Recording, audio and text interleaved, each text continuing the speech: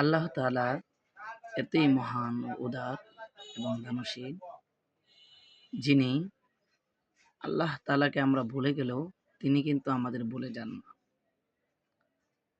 আমরা আল্লাহ তাআলাকে প্রায়োরিটি না দিয়ে অন্য কোনো কাজকে প্রায়োরিটি দিই। তারপরেও তিনি আমাদের ব্যাপারে খুব যত্নশীল।